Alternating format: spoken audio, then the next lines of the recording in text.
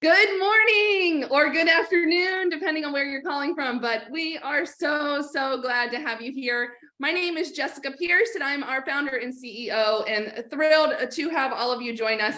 Thank you to the people that have already started engaging on the chat. We are going to do our best to be interactive today.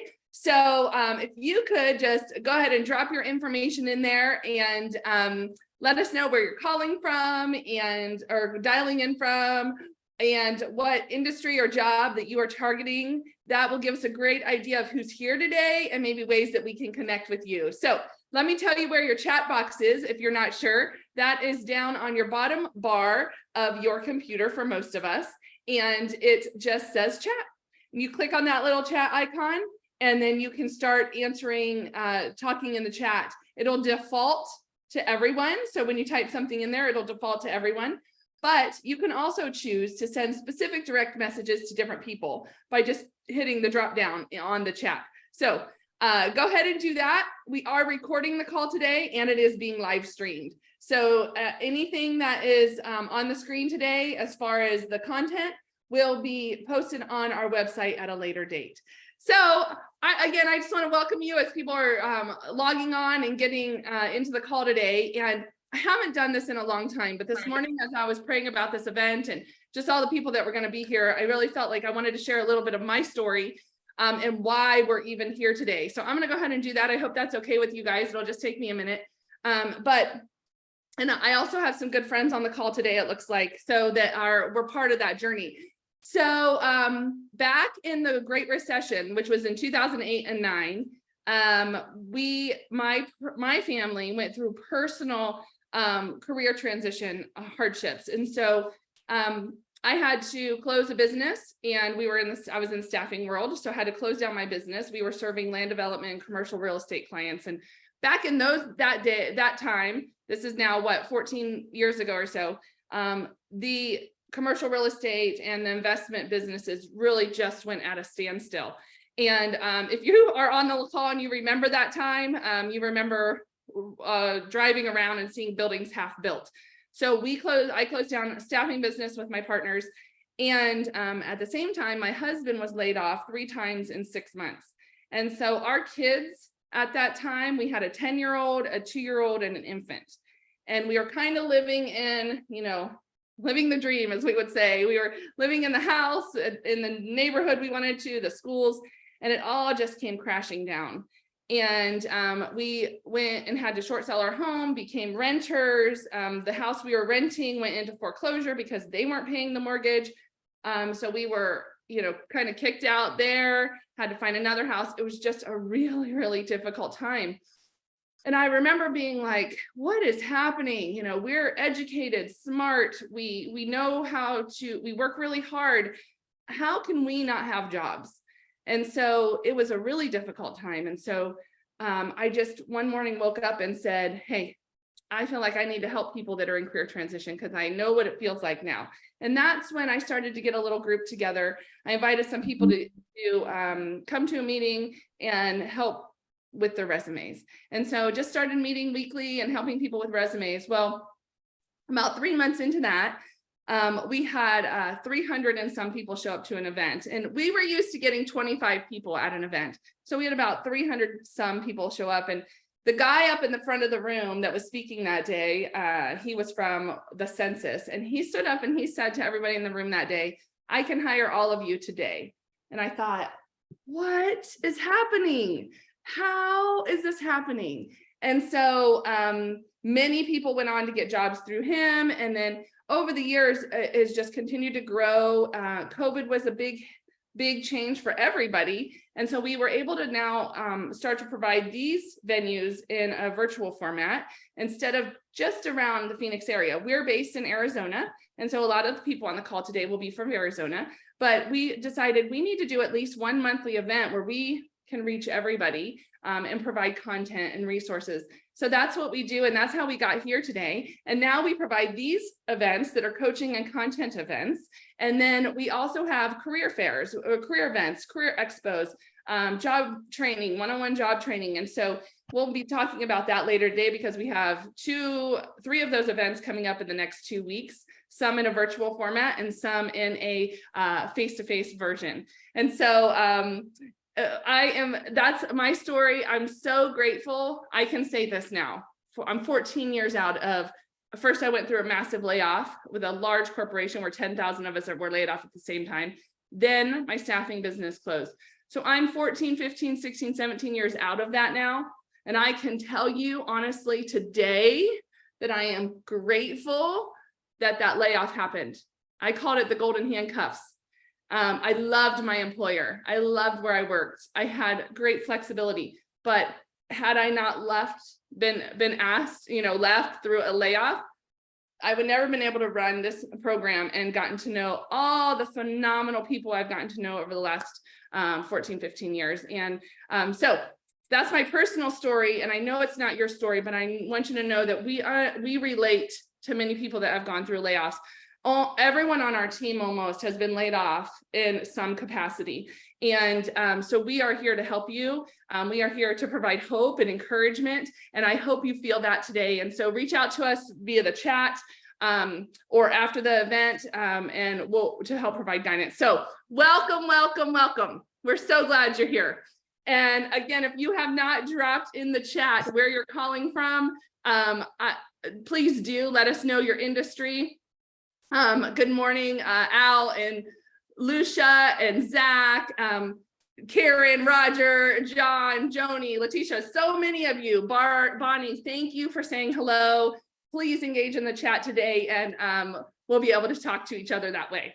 All right, so a little bit about what we're doing is we're really all about building stronger communities, and we know strong communities come through great jobs.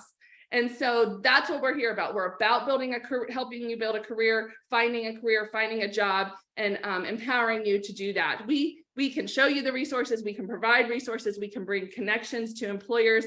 But as my trainer says, she can't do the work for me. I actually have to do the push-ups to get stronger. So that's what we're here, provide you all the information and the encouragement. And so you can go off and do those push-ups. All right, so if you have any questions during this time, if you have any thoughts, chat is where it is. Everybody's on mute and we'll stay on mute. We are not going to engage in conversation during the event, but during this time, we will later. But during this time, anything you have during Clara's talk and during Gion's talk is over the chat. We have moderators going on in the chat and we'll be answering questions. But stay for the breakout rooms, because the breakout rooms at the end is where you get to chat with our coaches. We have resume coaches, LinkedIn coaches. Clara and Gian will be staying our speakers, and you'll be able to talk directly to them and get some guidance. I also want to encourage you to drop in your LinkedIn URL. And so I'm going to drop in the chat right now. I'm going to put the instructions on how to do that. And the reason we do that is because we want you connecting to each other, not during just the call today, but to be in connection with each other outside of the event. That's in connection with us, and that's in connection with each other. Because those of you that are on LinkedIn, you understand the power of connections, and you can find out how, or you can get connected to other people through LinkedIn, people that are hiring, just by having a connection. And so thank you for dropping in your LinkedIn URLs. I want to make sure that when you do drop it in, if you can make it blue and clickable, and the way that you do that is just jump out to your browser on LinkedIn. I say, you see your picture there? Click on your picture, that'll take you to your profile, and then copy and paste. So copy that link and then drop it in, and it should be blue. So if any of you are dropping in and can't make it blue and clickable, then we will do it for you. We'll go find your profile and we'll make it blue for you. But if you can make it blue and clickable, that'll allow people to connect directly to you. All right. Our last event, I was connecting with so many people. LinkedIn cut me off for a day. I was like, dang it, these are all people I want to connect with. I'm not a spammer. So, but connect with each other, and that way, outside of this event, then you guys can be connected as well. Okay, so today we are greatly blessed by having a couple speakers. Clara Chorley has not been here in a while, and we're so glad to have her back. And she's going to talk about navigating career transition. So in the chat right now, if you are actively in career transition, actively looking for a new job, could you just say yes? Or say, you know, I'm looking, drop in something so we know that you are in the right place. Yes, yes. If you are looking for a job right now, in the chat, just say yes, hire me, I'm here, I'm ready, whatever. Yes, thank you. So lots of you. Perfect. Allow asked a question about saving the chat. No, we do not allow saving the chat. Some people drop in personal information on here, not super personal, but just phone numbers and direct emails and stuff. And so we, for security purposes, do not allow saving the chat. So that would be the one thing you would have to write down if you missed something. You will need to write that down. Okay, so great. You all are in the right place. So I'm glad you are here today. You are looking for a job. We are, whether you're actively looking or you're just kind of checking it out, Clara has some great stuff for you today. And then after we do a talk about just some finance suggestions, some things you need to think about as you're in career transition, Gian's going to talk about that. Then we will go into our breakout sessions. And at the end, our breakout sessions, we have some professional coaches, professional certified resume writers, not Aunt Jane that's hired 10 people, like professional certified resume writers that are going to be there. LinkedIn coaches, career coaches are all going to be in our breakout sessions. So I encourage you to hang around for that. Okay, so then let's get moving over to our keynote speaker today. So I would like to introduce you all to Clara Chorley. For over a decade, Clara has coached and advised hundreds of executive level professionals into careers where their expertise is valued, their work has impact, and they're personally fulfilled. Clara's unique international background spans 5 continents and 48 countries, and she has worked with professionals from business, humanitarian, and multiple Fortune 100 companies. She helps professionals navigate their mental, emotional, and tactical side of career change. Clara is a TEDx presenter, author of Turn, 4 Steps to Clarity in Your Career, and creator of the 5D Roadmap for Career Change. Clara supported our organization for many years. We are so grateful.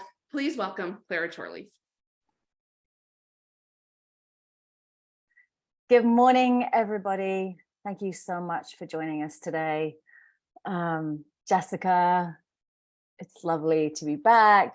Bree, Lisa, thank you. This is how we create change and help one another, by coming together and listening and then responding. So I'm going to be doing as much of that as I can today. And I just want you to know that nothing in this talk was created by AI or ChatGPT or anything like that. Just so you know, up front. I'm going to share what we're going to do today, and then I'm going to share a couple of limitations of this talk. And in about 3 minutes, I'm going to tell you a story. So we're in this space together today because many of you, and I saw it in the chat, you're looking for jobs, you've been laid off. Some of you are maybe working, you're at different stages. You want something better or something different with your careers. You're looking for the next thing. And so I'm going to share a 5-stage framework with you today to help you navigate through the career change process. And this framework came out of more than a decade of working with a lot of different professionals from many different industries and at different levels within the organizations. Because I believe that we can be braver when we have some idea of the road ahead, which is difficult, isn't it, with the job change experience? It's very difficult to have that. So I know that some of you are thriving right now. I know some of you are doing well. You may even be enjoying the fact that you're no longer at that company with those people. Some of you are doing okay. You're doing what you need to do. You're sort of, you're getting all the tactical stuff. And many of you probably know that on the other side of difficult times like this, things get better. This too shall pass. Many of you are connected with that. But I'm also aware that for some people, that's not the case. And this idea of getting through something or getting to a better place can feel elusive.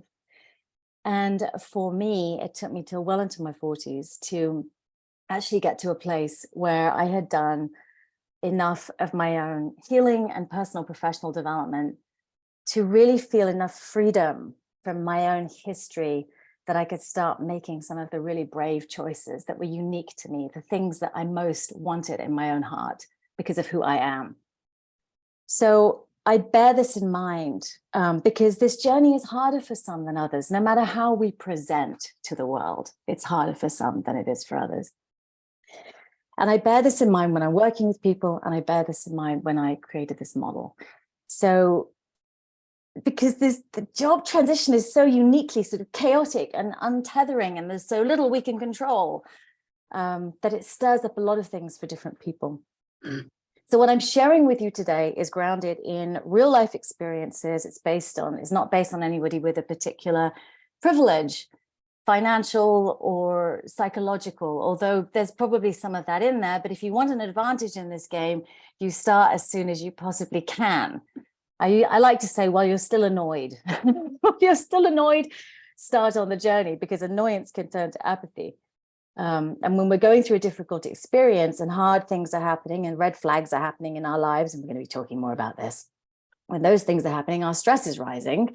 And as our stress is rising, our resourcefulness is generally dipping. And when our resourcefulness is dipping, this whole journey gets a little bit more challenging. So the sooner you can start or reset or restart, the better it is. That's your advantage in this game. I also want to mention that I'm not going to be able to meaningfully address many of the systemic barriers and types of discrimination that are impacting and influencing many of your experience. So my intention today is that you leave this talk with a path, sort of a roadmap, a framework, clarity about where you are in that journey, and then some practical steps and a boost of energy. I hope that sounds good. Everybody looking for some energy? So if you're standing or sitting or wandering around comfortably, I will begin. Now, I'm sure many of you have wondered about the connection between career and mice, and that's about to become really, really clear. So once upon a time in the 1990s, I was living up a hillside, about a mile up a hillside, in a 2-story house. I had the bottom floor and my landlord and the owner had the top floor in Honolulu, Hawaii. And we had these beautiful palm trees around, and you could see the ocean in the distance, and the warm breezes came through, and the rent was low. Remember those days? Remember the days when the rent was low? So one morning I get up and I go in the kitchen and I see an apple, and there's an apple on the side and there's these little pieces out of it, little tiny. And I'm like, did I eat the apple in a really weird way last night that I don't remember? There's a little bit of flesh on the side by the apple. And I'm thinking, what happened here? And I look over into the corner of the kitchen on the floor and I see these little brown balls of things. And I'm not a detective, but I could figure out there's a problem here. I think I have a mouse. Now, what didn't happen next is what was more worrying to me when I look back on this story, because my immediate response was, oh, I need to go tell my landlord so that he can figure it out and I don't have to live with mice poop. But I didn't. I delayed. I said, oh, it's not that bad. Maybe it's just a one-time thing. Maybe it's my fault because I left the apple out. I don't normally leave food out in Hawaii. Maybe I've got a new little mouse pet. I mean, my brain went all kinds of places. And so I didn't do anything about it. And when I look back on this, I can see that underneath this response, or this non-response, was some of my early trainings, because from a young age, I had learned to not speak up. I had learned to put my needs last, and I had learned to not be difficult. And I was now in a situation where I was being invited to be difficult and to disrupt someone else's peace in service of my own. And I knew I had to speak up. I knew I had to do something, but it went against all my conditioning. So even when this happened again, a second time, and this happened again, a third time, I kept delaying. I just kept sort of hoping that the problem would magically go away. So I was tolerating this situation, but becoming more and more anxious in the situation, in my own home. I was cleaning everything. I was seeing mice through my peripheral vision, even if they weren't there. I mean, this whole thing was happening. It was very distracting. It was very anxiety provoking. And then two things happened. The first thing that happened was I woke up very early one morning to a very small, very confident mouse running at the speed of light off my bed. And the second thing that happened was it was a difficult week, very difficult week. A couple of days after that, I'm sitting in the living room, leaning against the wall, doors open here. And in front of me on the other side of the living room, this large rat walks, this thing wasn't running, walks along the wall behind the couch to my right and heads out of the door as if he is going out for an afternoon stroll and will be back later. And these two things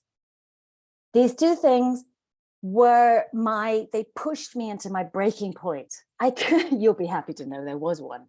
They pushed me into my breaking point. I couldn't do this anymore. I knew I had to speak up. I couldn't delay it because it was getting worse. It was hurting me too much.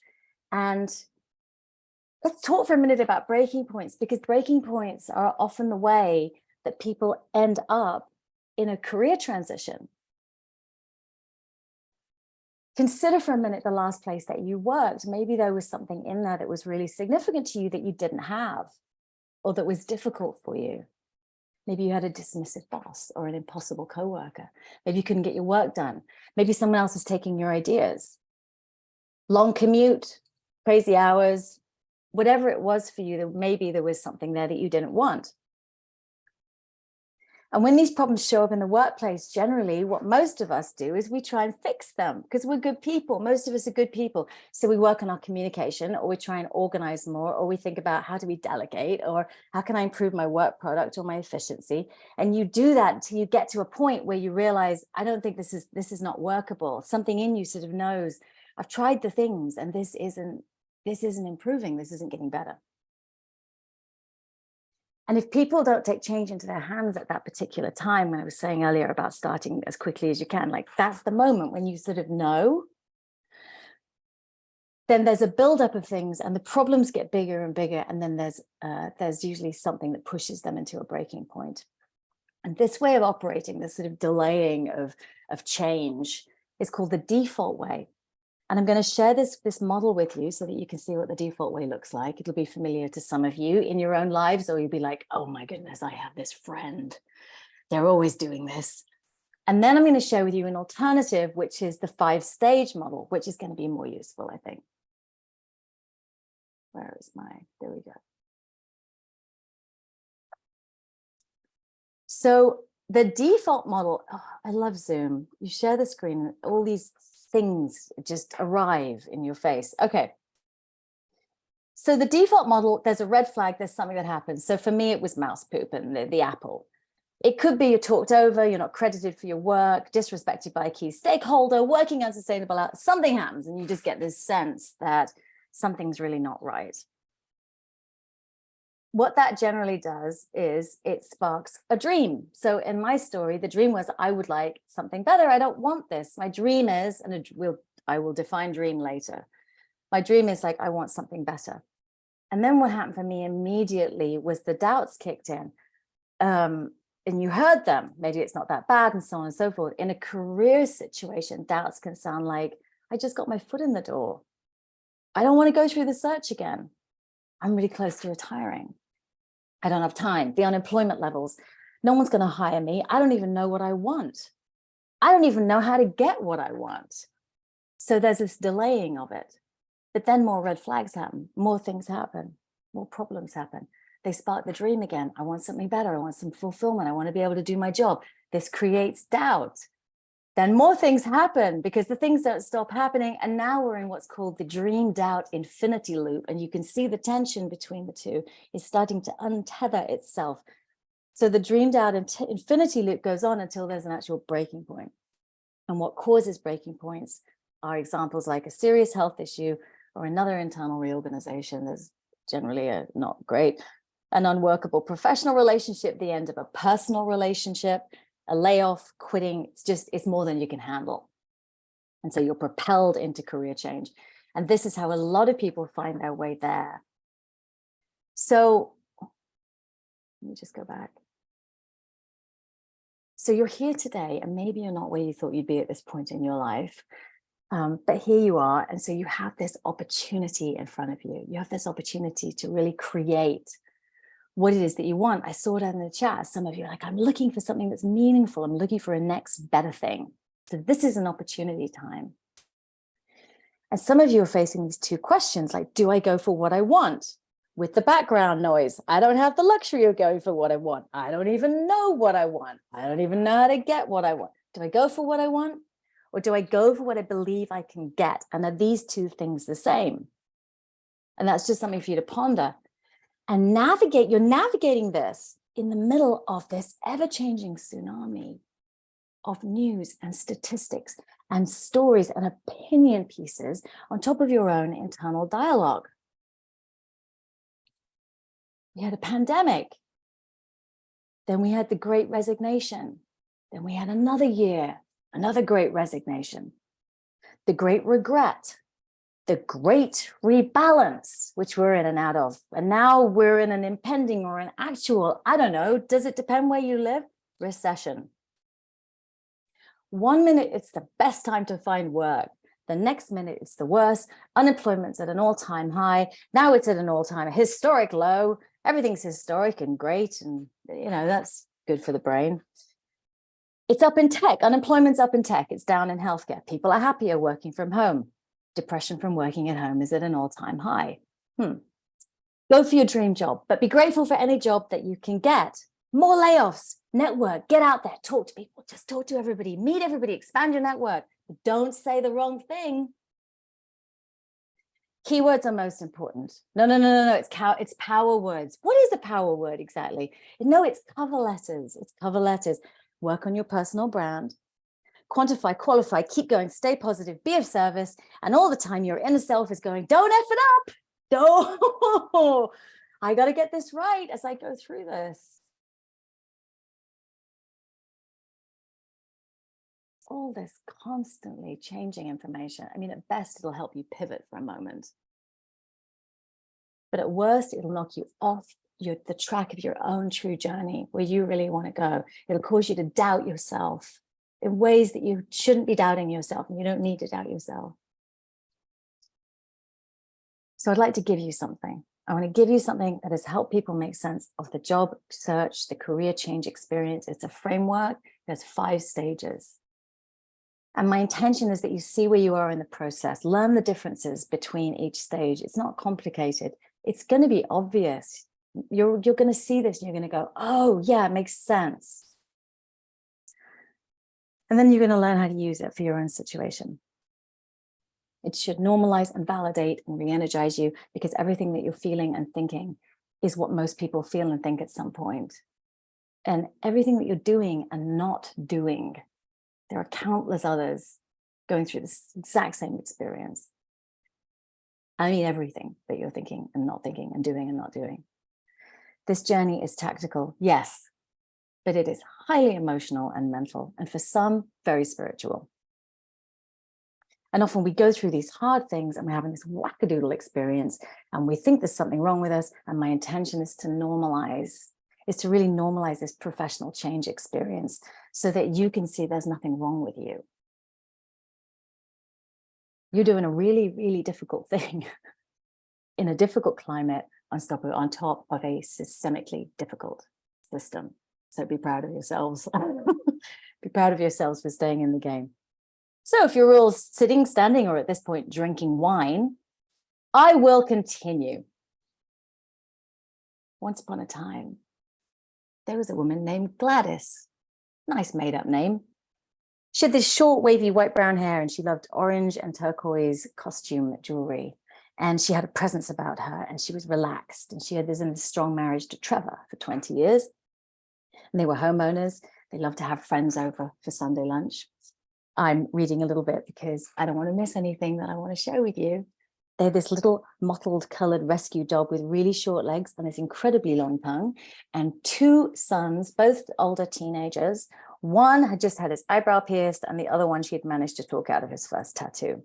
So there was a lot going on in this family, and she introduced herself to me as a freelance writer, and it's for large brand names. But what's really important about this story is that you remember that. Gladys introduced herself to me as a freelance writer. That's noteworthy. She had been working consistently for over a decade. So she was used to, doing her thing. Then the layoffs began, thousands and thousands of them, and her contract was ended suddenly. But at first she didn't worry because she'd been through this before. When you're a contract, you're doing contracts or a bit of employment, you expect the ups and the downs of it. So she just thought, I'm going to look for work and I'll find it. So for the first 2 to 3 months, she'd sit down at her desk, eat a sandwich, apply, reach out to her network and do the things. And then as time passed and the opportunities didn't come in, she started to lose her confidence and doubt her value in the marketplace. And her activity started to decrease. Her confidence started to waver. By the time I met Gladys, a year had passed and she hadn't found anything stable. And just these sort of occasional low-paid, very, very short consulting gigs. So her confidence, her energy were low. She stopped exercising. The things that are good for us become harder and harder to do. And I remember she shared her experience with me. I'm going to read it to you. She was kind of slumped over in her chair and her voice got really quiet. And she said, "It's getting harder to get out of bed in the morning. I'm afraid we're going to lose the house. I mean, what if I don't find anything? What am I going to do with my life then? I stare at my computer screen for hours and hours. I barely get anything done. I miss my friends and I don't know what to say to them anymore. I miss myself. I'm applying for jobs. I'm hiding this from my family because if I don't get them, I'm embarrassed. And I feel like I'm letting everyone down."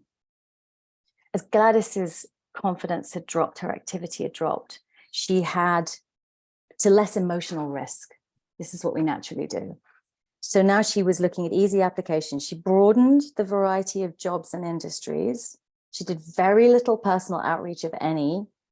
Cut, paste, resume, cover letters, click, send, move on. Got to feel I've done something. So we had to start, and I'm going to move us into the model now. We had to start with what it was that she wanted. Because that's where everything starts. And sometimes we have to keep going back to this, like, what is it I want? So when I was listening to the first stage of 5D, the 5D framework is dream. And dream is clarify your professional hopes and skills and discern true needs from escape fantasies. So as I listened to Gladys, I was like, she is more than a freelance writer. This is really clear to me. She had this other skill set she wasn't really talking about. So I reflected this to her, and here's what she finally said. She said, honestly, a job is probably better for me at this point than the stop-start at freelancing. I would love to be in an office with others. I'd love to do some mentoring.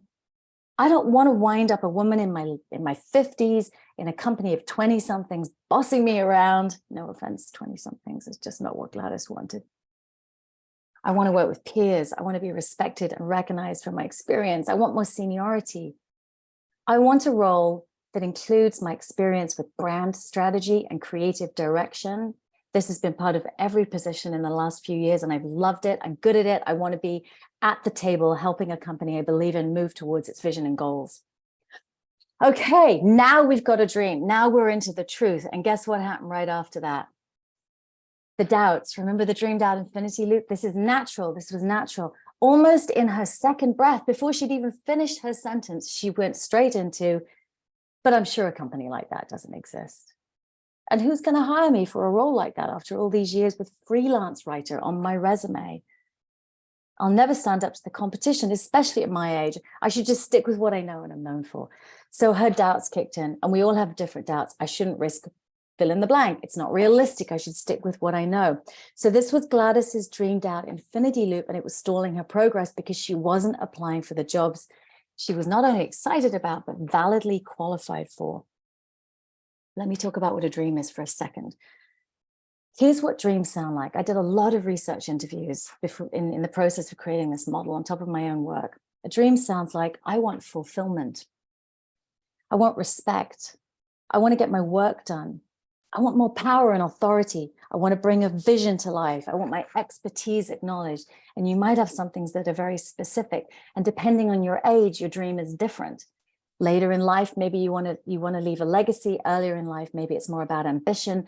And for some of you, it's about freedom. Your job isn't purposeful for you. Your family is, or you want to travel. There's other things. So this is what the dream is. We have to discern true needs from escape fantasies. But we knew Gladys's dream now. We knew the doubts, but we knew the dream. So we could move to stage 2. And stage 2 is dare. Commit to the dream. This is where you commit to the dream. Prepare to leave your comfort zone. This is where people get mind and heart ready for change. They begin early stage preparation and then denial about needing glasses. So at this stage, people have usually got their feet in 2 different worlds. They put the world that they're used to and the world that they want. And there's this internal negotiation that goes on. Well, especially if they're in jobs. If I just work harder or smarter or communicate better, I won't have to make a change. I can't give up the money. Maybe it'll magically click in a different role or with a different manager. At least I have some stability right now. I should be grateful. I'm the first in my family to get this far. What will other people think if I make a change? These are the things that cause people to hesitate in dare. People can spend a week in dare. Some people don't spend a minute and other people spend years. I had one client come to me. She spent 3 years in dare before she was ready to go do the next thing. So it's a timing, internal and external. For Gladys, dare was about valuing her experience over her job title. So she had this experience with brand strategy. We were valuing that more than just the title that she had. So she was ready. But again, at this stage, what will other people think? What if it's too late? What if I fail? What if? We have to deal with this at every stage. She got the what ifs. She's like, okay, I'm going to the next stage. Now we dive in. We dive in as the search. This is the search for your dream job or clarifying your business if you choose to go in that direction. Dive is usually the longest period. Dive is where we heal from past painful experiences. We build confidence because we persist. Dive is where you're doing all the tactical stuff and you're navigating the emotional, mental stuff. You're writing those cover letters, you're getting into your network, you're reaching out, you're having conversations, you're being ignored a lot. You're going through great interviews and then you're not hearing from anybody again. You think this is the right place and it isn't. All of this is going on. And every time you rise back up from that and you try and shake it off and not take it personally, which is very, very hard to do, especially alone, you keep going. So dive is the longest, and usually this is where the first offer comes in during dive. So some of the fears in dive, I keep getting passed over. It's demoralizing. I keep second guessing my abilities. Discrimination's everywhere. Why should I make a change? This rejection is so hard. There are less opportunities for me. Why bother? It's hard to stay hopeful. Why did I wait so long? This is natural. This is normal. We have to navigate this. This is our brains. They don't want us to change. Our old past selves want to keep us exactly where we are.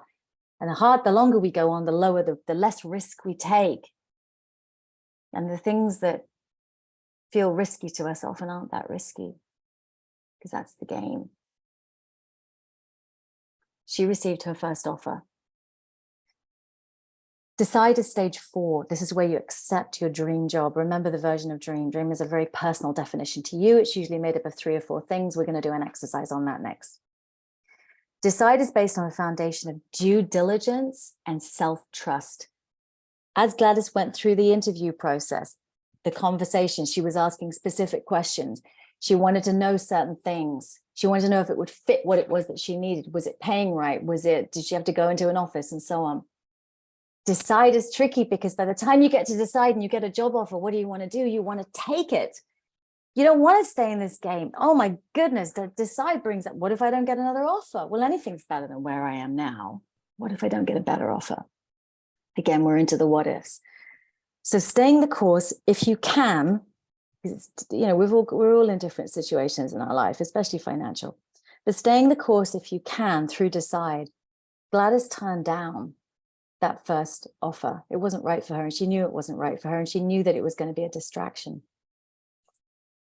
Shortly after that, I'm not going to give timeframes because it's different for everybody, but shortly after that, she interviewed, did her due diligence. She interviewed for a position as an associate creative director, So she found her way out of the freelance writer resume cycle, and she accepted it. She accepted it because she'd done her due diligence, and she also had self-trust. And self-trust isn't, I know this is exactly the right opportunity for me. Self-trust sounds like this.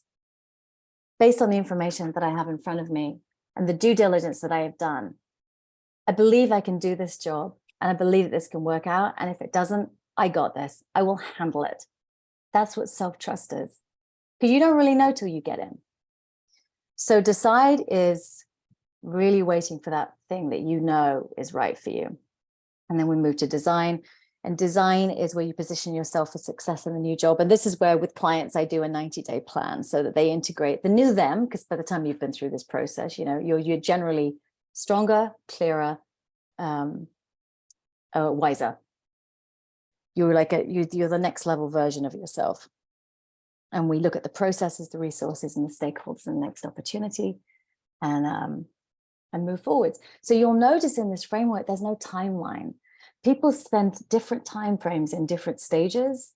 Often people get into dive and then they fall down, they can't do it for a while, and they have to go back and remember the dream and recommit and dare again. This is a brave process. This is a very brave process because this is really about hanging in there and being a stand for yourself. So let's look at this briefly. Gladys's first significant steps in Dream, she owned her strategic creative direction experience. She valued her experience over her job title. That was her first significant step. Second one was in Dare, where she started reconnecting with her network, which by the way was a game changer. And she didn't have a huge network. Her last significant step was in Decide, and that was where she turned down a gig that wasn't right for her. I made up these 8 pillars to stay sane during the job seeking process. And one of them is detach from the timeline. If you go into it and go, I'm going to have a job in 3 months, that's tricky. Go into it and go, I'm going to do this much activity each day, week, whatever. Anyway, you have to personalize it. So Gladys got her dream. Now, I'd like to share an exercise with you now as a part of Dream. When people are looking for a new, I know we could all probably use a breath right now, but I'm going to keep going just because of the time frame. So when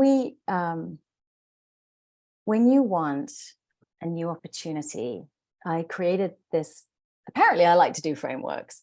So I created a framework called the Clarity Matrix, and I do this with new clients usually, and it's got 4 aspects to it. The 4 key aspects of a new opportunity. So when you're looking at a job, these are the 4 things you should be thinking about. Now for you today, 3 of these are the most relevant and the most important, because most people choose the job and they leave because of, and you know this, right? They leave because of the people or the organization.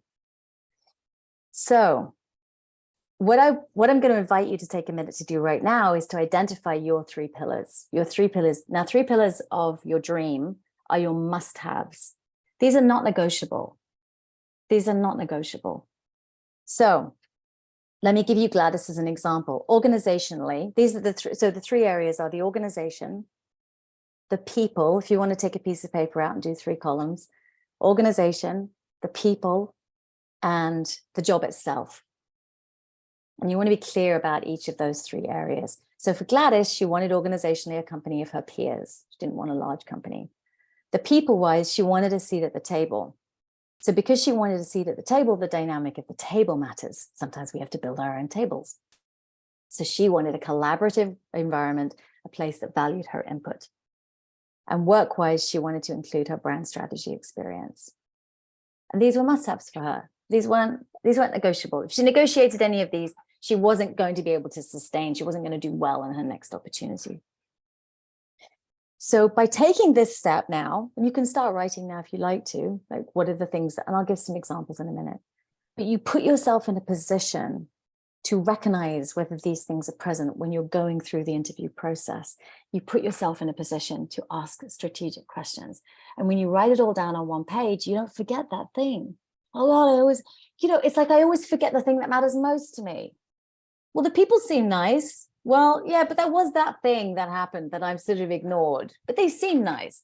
So to write these things down and go into a series of interviews or conversations, or even early stage informational interviews, this is going to help you choose somewhere where you and your skills are valued, where you're treated in a way that your focus is on your work and not on navigating the microaggressions or the macroaggressions or whatever is going on for you. So you're going to have 2 minutes to write down one specific thing in each area. When you're thinking about organization, think about size, location, think about culture. What do they focus on? What do they say they focus on, but what do they really value? What's their mission? For some of you, that really matters. What's the quality of their product or their service? Are they actually making a difference, or are they just pretending to? Is it marketing or is it real? So that's sort of some of your organizational pieces. For people, you want to think about up, across, and down. So if you're in a position where you're going to be running a team, what's the sort of how much power do you want over who you choose in that team, right? That might be really important to you. Managing up, your boss can make or break your job, can make or break the person that you work with. Now, you can't control turnover in those areas, but that relationship is probably really important unless you're going in at that level. In which case you want to be thinking about who's your peer support, right? Who's your support if you're at the C-suite level? Who's your support at that level? How do you work with these people? Who are the key stakeholders that you need to have a good relationship with? What are the qualities of them that they have? So for me, it doesn't matter where in life, it doesn't matter if it's friendship, if it's work, if it's clients, it doesn't matter. A must-have for me is transparency with communication. I cannot be guessing what's going on for somebody. I can't compensate for for any way I might be hurting them, triggering them, saying the wrong thing. I need to be around people who speak up and give me that kind of feedback. That's really important to me. I can't be in this. We're not saying it, we're just holding. Look, I recognize in organizations there's a lot of that going on. But your key relationships in the job that you have matter, and how you need to be communicated with in order to feel confident. You need to know that about yourself. I know this about myself, so I don't compromise it, because if I do that, nobody's getting anything good from me, and the impact over time isn't good. So you've got 2 minutes. Go ahead and write down one thing in each of those areas. Or if you feel really like, oh, people is like my weaker area. Job you got, right? The third category is job. So what are the things in the job? Think about the Gladys example. Think about things that you want to get paid for that you've been doing, but you haven't been acknowledged for yet. Because often with this, when we're going into the next stage of our career, like she'd been doing all this strategy, but it hadn't been part of her job description, but she loved it. So think about that for yourself. 2 minutes isn't very long, and it's already started, but this is something that you can do beyond the call. You can really sit and write 1 million of them down and then pull out 3 and hold on to those. And would love it if some of you, when you come up with 1 or 2, would share them in the chat, because you can prompt others with your ideas and the things that are important to you. Somebody might think, oh, that's brilliant. So I'm going to just be silent now for the next minute or so you can think. And I'm going to set an alarm.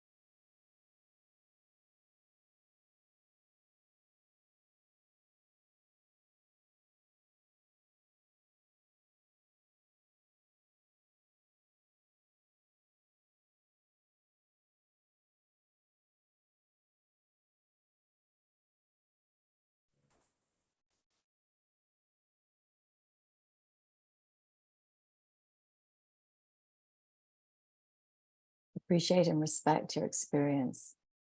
Yeah, appreciate and respect my experience. I want to work somewhere on my opinions. Yeah, so these things are, you can pick that up in the interview process. If you give an opinion, how is it received? And how is it received by the person that's in the room with you? Like, is that relationship that you're having, that conversation? Is it the boss that you're talking to and you're giving an opinion, and how is that being received? And questions around how ideation is considered, you know, how did the organization embrace or not embrace that? Culture that supports staff by having get right. A social aspect can be very, very yes, encouraging positive intent. Right. What happens in this company when people fail at stuff? What happened the last time somebody made a big mistake? How did you handle that? Just curious. You should be able to ask brave questions, and if they don't hire you, you probably should be thanking somebody, you know, like the universe or something. Personality, if you would be reporting to, yes, the personality, these things matter so much. Good. Okay, keep working on this. Find your must-haves. It takes some bravery to hold on to them, but open line of communication, being supported by my superior. Right. So Lucia, you want to think about, like, how do I know if I'm being supported by my superior? Think about a time when you felt supported and like whittle it down. Then you can be a bit more strategic in your interviews or with your conversations.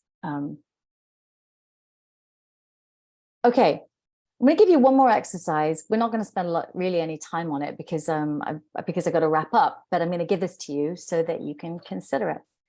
This next step comes from Dive. And in Dive, there's often, and thank you for sharing in the chat, this with Dive, there's often one tactical activity or step that people put off, and that will probably get them faster results. And it's different for everybody. But what I've noticed over the years, I've been doing this 14 years, what I've noticed over the years, that there's usually some degree of connecting with others. That's where we get stuck. So whether it's hot connections, warm connections, or North Pole freezing connections, there are places in here where it's usually avoidance, because rejection, being ignored, this is the most painful part of relationships for most of us. Yeah, so we get into self-protection with it. One of the 8 pillars is take nothing personally, which is like, yeah, okay, easier said than done. But it's good to strive for that, because it isn't about us. So think about what that one thing is for you. What's the one thing for you that you are putting off or delaying and not doing? And you're like, oh, I know if I did this, it would probably be good, but you're not doing it. So think about what that thing is. Here's some examples.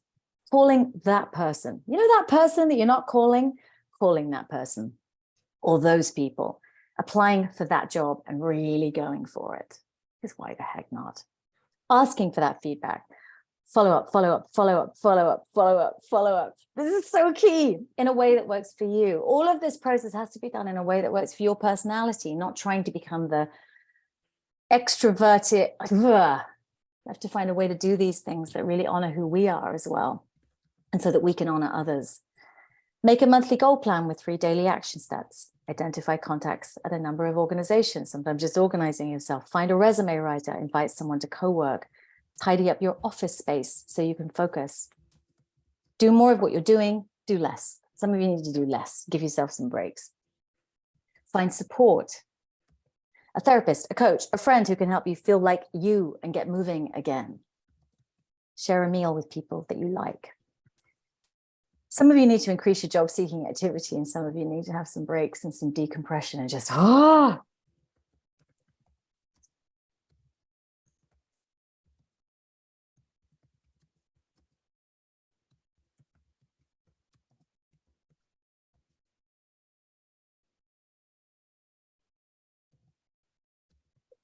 This is a challenging journey. You have got what you need for this journey. And you probably don't have it all inside of you. So thank you for these groups. Invaluable. Let me take you back to Honolulu. and an epically brave mouse on a bed, and a rat out for an afternoon stroll, and a scary conversation on the horizon. So I practiced a spiel, because I didn't know how to communicate this stuff back then. I practiced a spiel with my friends and my therapist. And I headed up the steps to my landlord's front door, and he opened the door, and he's smiling in flip-flops and lovely. And there he is. And I had this spiel, and I was going to ask him to block all the places outside the lower levels so that the mice couldn't get in, didn't want them coming in. So he opens the door, and I thought, I'm ready for this conversation. And he opens the door, and I completely lose the ability to string sentences together. And I say something like, mouse poop, big rat, can you fix it?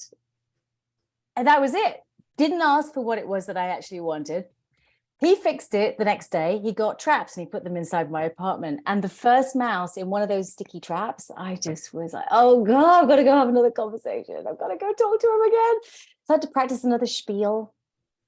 So I practiced another spiel, and then I go back up to the apartment. I'm like, oh God, I'm so sorry, but please block the outside of the apartment. He didn't roll his eyes. He didn't minimize. He didn't delay. Next day, he fixes the outside. No more mouse problem. Now I miss them. You know, I miss the rodents popping into my home in my Honolulu hillside cave. But something was different. Something was different after that. Like, I realized by the time it got to that point, if he hadn't handled it, I would have handled it. Just that isn't how I felt at the beginning of that process. Because by then, what mattered most to me was not living like that. I didn't want to go through the chaos of moving. I didn't want to upend my life. I had a lot going on at that time. I didn't want to do any of those things, but I was willing to do it. And knowing that gave me some power and some peace. So the rodents stopped visiting, and I'm suddenly aware of all the things in my environment that I've been tolerating. The peeling paint around the windows, this random stain on the ceiling in the living room, this old carpet, like this floor I could never clean. And the in the shower, there was like this mold I could never get off. And all of a sudden, the view and the rent, it wasn't enough. I wanted a safe, beautiful space for myself.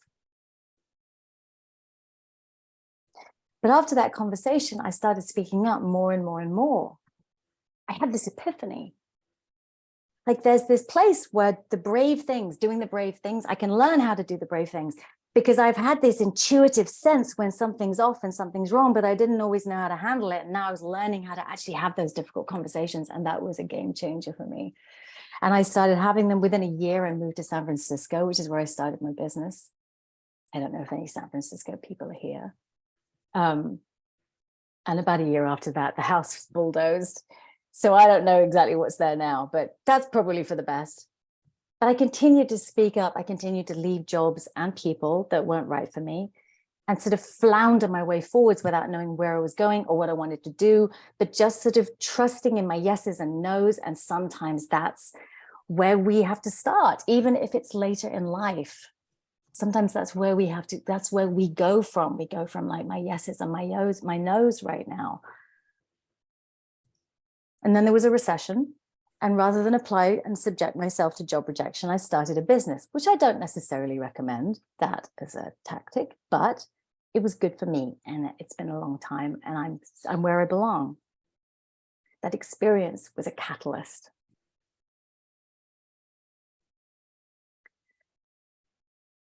Sometimes our dreams lie on the other side of something that we don't feel able to do. Sometimes our dreams require that we do hard things for longer than we think we can. And more often than not, our dreams show up when we stop tolerating shit. And then we live happily ever after. Until the next little batch of brown droppings in the corner show up, inviting us once again to be brave and to be a stand for who we are and that dream that we want from our short precious lives. Thank you.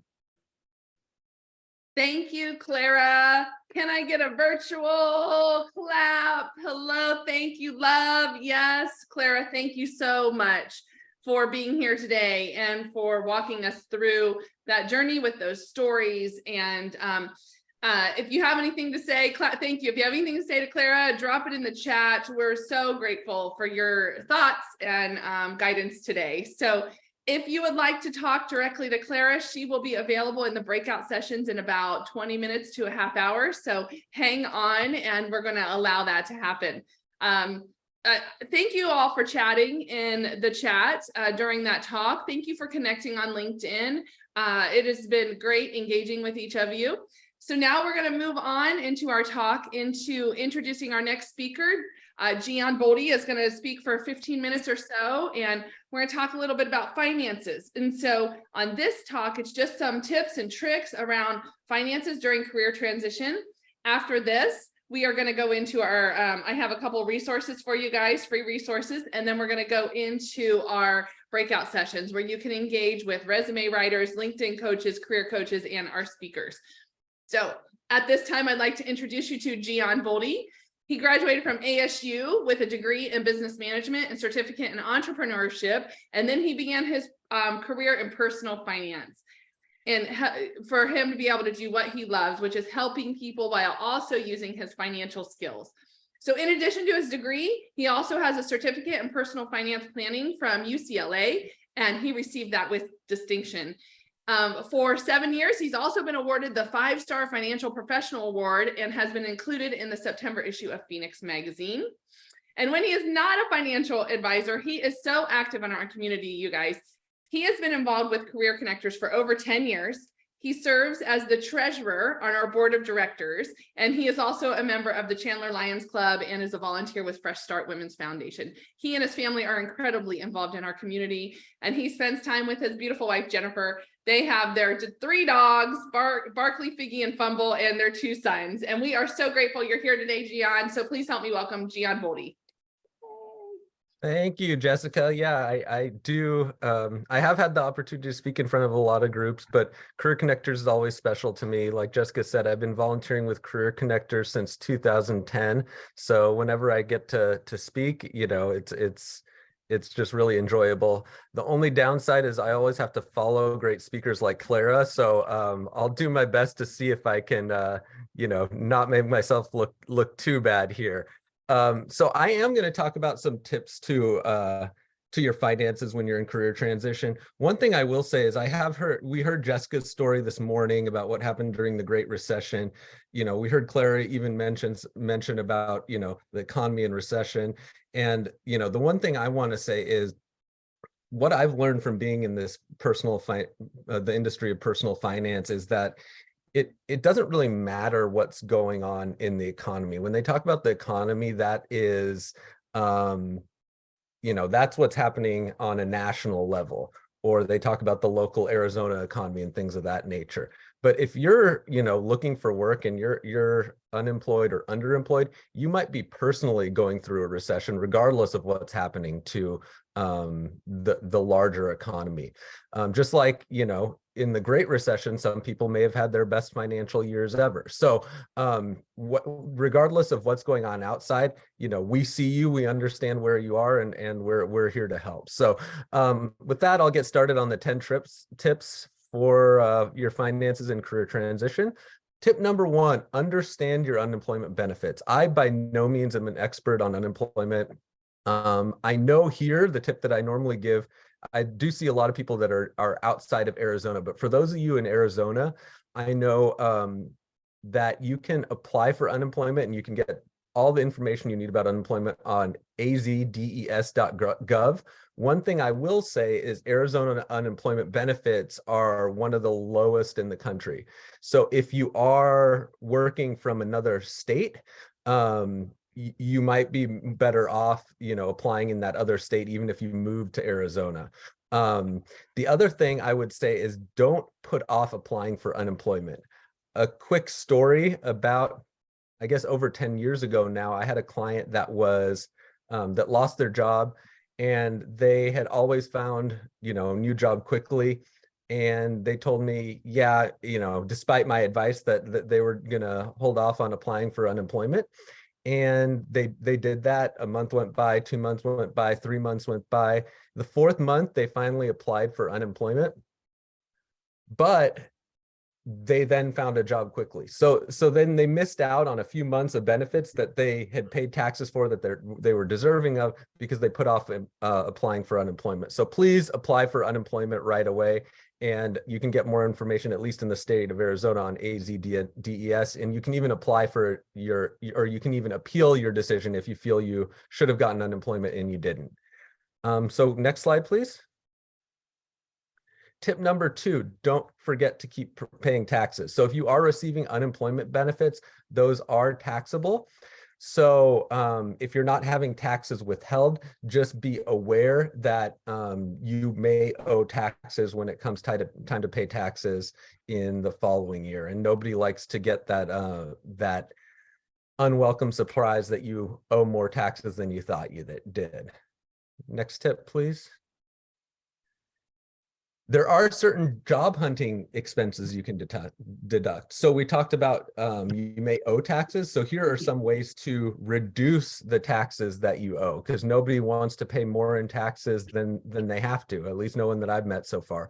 So certain job hunting expenses that you can deduct. You can deduct things like professional resume services, or if anybody gets resumes printed anymore, if you got it printed on a nice cardstock, that's something you can deduct. Travel to and from interviews is deductible if you do an in-person interview. Also, if anybody's open to relocating for a job, that's another thing that can be deductible. So if you go, I believe it's more than 50 miles away and you are in the same industry, you can deduct those moving expenses. That can be a big thing if you've got, you've got to pack up and get a moving van and move, across the state or across the country. That can be a big savings right there in deducting those expenses. Next tip. Go back to school, advance your skills, learn something new. So it's really just a great time to if you do have a little extra time to improve your resume. So when you get that question in the interview of what have you been doing other than looking for a job when you've been unemployed, what better answer than saying, I got, this certification or this skill that now helps me be a better candidate for this position. Next slide, please. Tip number 5, become underemployed. So I know people that have gone to work in a completely different industry or taken part-time work, or, we hear a lot about the gig economy these days. Not necessarily something you do right away, but at a certain point, it's definitely something to consider. I know tons of people that have done it and it have helped to pay the bills. The other option would be, we probably all have those target companies that we want to work for, could be taking a stepping stone job within that company. So maybe you're looking for an HR director position, maybe you take an HR manager position and try and work yourself up once you get the foot in with that organization. Next slide, please. This is my favorite tip because it is something we all can do regardless of our financial situation, and that's budget, budget, budget. So we've all heard the saying, a penny saved is a penny earned. That's never more true than when we might be unemployed or underemployed and don't have the money coming in that we're used to. The tip I give people when it comes to starting a budget is most of us pay all of our expenses out of the same account. If that's the case, go back and look at your account for the past couple of months, whether that's a credit card or a bank account or whatever it is, and look at where your money's going. And then you can categorize it, because we all know our large expenses like our mortgage or rent, car payment, insurance, all those things. We know the big chunks, but there's a lot of little things that can add up. So once you have done that and you've seen where all the money's going, then you can better understand, if you feel like you need to reduce your expenses, what you can afford, where you can afford to reduce. Next slide, please. So the first 6 tips were very easy to implement. The next 3 are a little bit more technical to implement. So I will be here during the breakout. So if you have any questions on the next 3, we definitely can discuss that and your personal situation there. So tip number 7, typically, if you want to take money from a retirement account IRA without paying a penalty, you have to be 59 and a half. But there is, like with most IRS rules, an exception to that rule. And that's what they call Rule 72T, or substantially equal distributions. What that says is if you agree to take the same amount of money from your IRA for 4 years and or for 5 years and until you're over 59 and a half, that you can take that money, and you do still have to pay taxes, but you can avoid the 10% penalty, which can be pretty substantial. Next tip, please. So tip number 8, you can purchase health insurance with your IRA funds. So again, this is specific to an IRA, not another retirement account, not a 401k or things of that nature. But if you have an IRA and you left your employer and you see that COBRA bill, and you realize, wow, this health insurance is really expensive, but it's also important, that could be an option to use those funds to purchase that health insurance. And again, there could be taxes, but you wouldn't owe a 10% penalty. Next tip, consider reversing a contribution you made to an IRA. So for example, if I maxed out my IRA, let's say I put in $6,000 today, and tomorrow I lost my job, I could reverse that contribution within the same year and say, hey, that $6,000 would really look nice in my emergency fund now that I'm unemployed. And then if I find work later in the year, or even into next year, you can actually make an IRA contribution for 2023 up until tax day 2024. So you still have time to put that money back in. And then the last tip number 10, and I saved this one for last because depending on who you are as a person and how you look at it, it could either be the easiest thing to do or it could be the most difficult thing to do, and that's ask for help. We've all had times in our life when we can use a helping hand. I know I have. So that could be asking a friend for, just to talk to, asking someone here at Career Connectors. There's tons of people here, professional resume writers that are happy to help you. Myself, I'm happy to answer any questions with your finances. It could be asking for somebody to do a mock interview with you, or to carpool with them to some event you want to go to. Whatever it is, don't be afraid to ask for help. There are people out there that are willing to help, and you guys are already doing the right thing by going to events like this, going out there and meeting people. And I know there are people here that want to help, so don't be afraid to ask. So that's my 10 tips. You see here on the next slide, this is my contact information. If you want to reach out to me after the event, more than happy to speak to anyone and help however I can. And with that, I'll look forward to talking to some of you during the breakout session. Thank you, Jessica. Awesome, Gian. Thank you so much for all your service. We have our 2 longest volunteers for Career Connectors on the call today. Gian is one of them. Donna Tucker's on the line today. She's an awesome resume writer that you guys will get the chance to meet as well. Gian, fantastic job. And thank you for those tips. Again, if you want to meet with Gian, he is available to you. He has been incredibly supportive, not only to Career Connectors, but to me personally and our family. So thank you for being here today. All right, you guys, I want to go through a couple quick resources before we move into the breakout session. And so if you have any feedback for us about this event, please go ahead and feel free to shoot us an email at contact@careerconnectors.org. Clara also just dropped in a LinkedIn, a URL that she would like some feedback on her talk. So if you have time, you can click on that URL. It will also go out into an email to you guys after the event today. But feel free to click on that in the chat as well to provide her feedback. Now, we have a couple resources for you. First of all, we had mentioned at the beginning of the call today, and you saw it when you came in, the call was recorded, the Zoom event was recorded.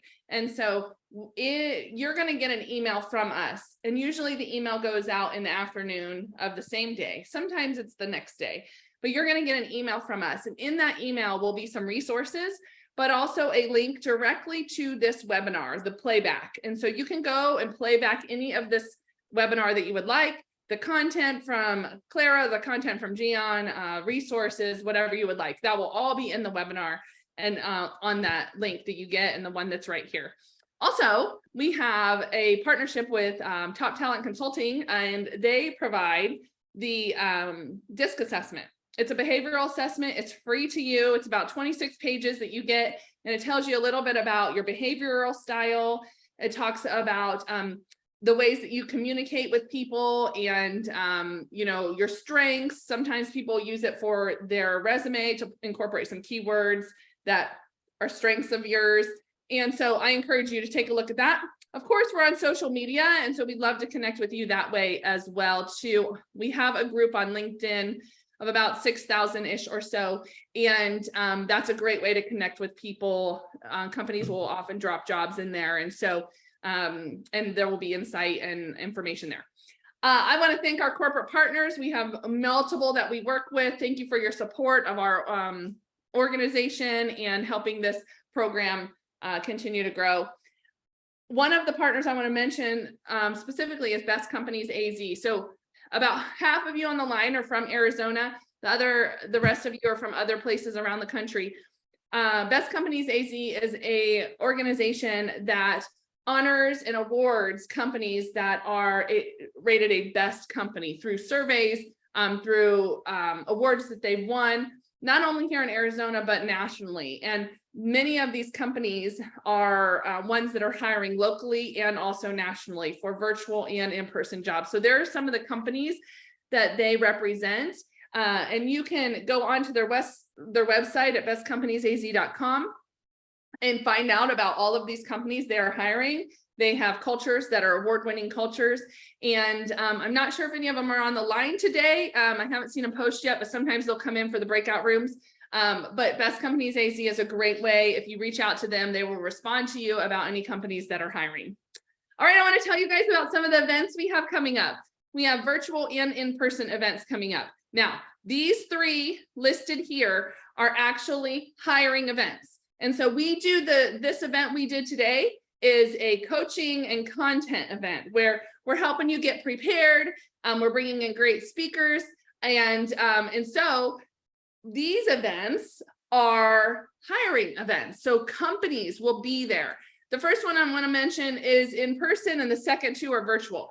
So we have an in-person event next week, Wednesday, in Pinal County, in Maricopa at the Harrah's Auction Casino. And there are, I think the number is about 40 companies that are hiring, and they're hiring in the Pinal County area. So if you are in Arizona and you are kind of south of Phoenix, or, you know, Tucson, north of Tucson, any area in there, you're going to want to be interested in this event and show up. They also have some remote opportunities as well there. So you can get onto the website and take a look at that event and see all the companies that are listed and that are hiring. But not only that, this particular event, we will have a ton of workshops and career coaches on site. So we don't get the opportunity to do this very often. So we're super excited about it. All of that starts at 9. And so we're going to have workshops for resume writers. And we have 4 resume writers that are going to be teaching or doing one-on-one resume review in person with people. We have 4 LinkedIn coaches that are going to be teaching and doing one-on-one interview coaching. And we have 3 LinkedIn coaches that are going to be doing one-on-one LinkedIn or training for the workshop, and then one-on-one hands-on LinkedIn updates. So if you want to be part of this, yeah, Kitty's on the line today. She's one of our trainers. If you want to be part of this, please register for this event, totally free. It's an all-day event. We don't get to do this very often, so we're so excited about it. And I encourage you guys to show up at that event. And then June 15th and June 22nd are virtual career events. And so it's going to be on a virtual platform like this. We have, for each of those events, we have about 15-ish to 20 companies that are hiring. The first one is around manufacturing on June 15th, and the second one in June 22nd is around business and professional services. And so we have multiple companies hiring for both of those, companies like Microchip, NAMO Defense is in the manufacturing one. We have American Express, Honor Health, and more in the business services one. So a lot of hiring events that are coming up. You can do any of those on our website, careerconnectors.org, and you can click on events and you'll get right to all of our events. I think we have 7 or 8 listed right now of our events. The next event that I want to talk about is our next monthly virtual event. And so you guys, this is kind of a signature event we do every year. It's called Where the Jobs Are. And so Trevor Stokes is kind of a economic development icon in our area. And he is going to come in with not just local information, but national about where the jobs are. And so, and then we're going to hear from Dave Sherman, who is the networking guy. And he is going to talk about how to take, what those jobs are and how to land the job you want. And so great event happening July 13th, 9 a.m. Pacific Standard Time. All are welcome to that. AZ Careers Now is a program that we have partnered with the Greater Phoenix Chamber Foundation. So more events there listed there, a lot of content and information. And so grateful to the Greater Phoenix Chamber for allowing us to partner and make more resources available to you guys. I want to thank our team, the Zoom support. We have the Resume Writers Council of Arizona on the call today. We have multiple coaches available for you guys today. And so during the breakout sessions, so thank you to our volunteers. Okay, Lewis, you asked a question about the links that are in the presentation. We've been dropping them in, but you will also get an email following up from this event with all of those links. And so that they're all in one place and you can just click directly on them. So we will get that out. That email usually goes out this afternoon. Sometimes Zoom takes a little bit longer to render, so it might be tomorrow morning, but usually it's after this event. All right, I was making sure. Oh, Jenna is here. So I mentioned to you guys, Best Companies AZ. Jenna DiMartino is on the line representing Best Companies AZ and all of the work they have. So she will be in a breakout room and available to talk to you about their company, but also all the companies that they represent. Okay, so we do run with a lot of volunteers. And so if you're interested in volunteering, you can check out our website at careerconnectors.org/volunteer. Thank you, Kathleen, for dropping that in there. Also, as you're going through career transition, we understand we're here to support you and provide hope and encouragement. And if there is a day when you feel called and you land and you're ready to give back, we, of course, are a nonprofit organization. And so none of our services cost anything. And if you're interested in donating, we would always love that. So I hope you consider us as you consider who you donate to and give to after you land your next job. And I am going to bow out now and let Bree come in and talk you guys through the breakout rooms and how to get into a breakout room. And I'm so glad you all have been here today. If we have not yet connected on LinkedIn, please do so. And I just want you all to know that I am, and my team, we are praying for you that you do land into the career of your dreams. Thank you for being here. All right, so I'm just going to quickly go over how to get into a breakout room in just a few seconds here. I'm going to open all the breakout rooms. So in your toolbar, you'll be able to see a list of all the breakout rooms. There's about 7. They're all named. So whichever one you want to join, just click on breakout rooms, hover over which room you want to join, go to the right, and you'll see a little blue button that says join.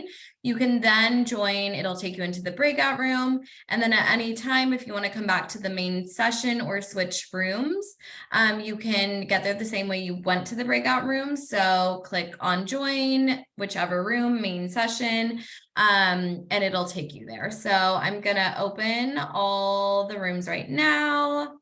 If anyone needs any help getting into the breakout room, you don't see it come up, or whatever issue you have, just feel free to put it in the chat and we'll manually put you into the breakout room. Awesome. Thanks, Bree. Thanks for all the work to make these events awesome.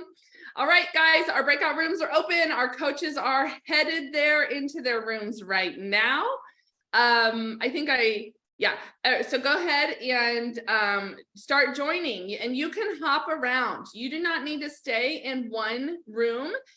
Go into a room, see if it's for you, have a conversation, come back out and go into a new room.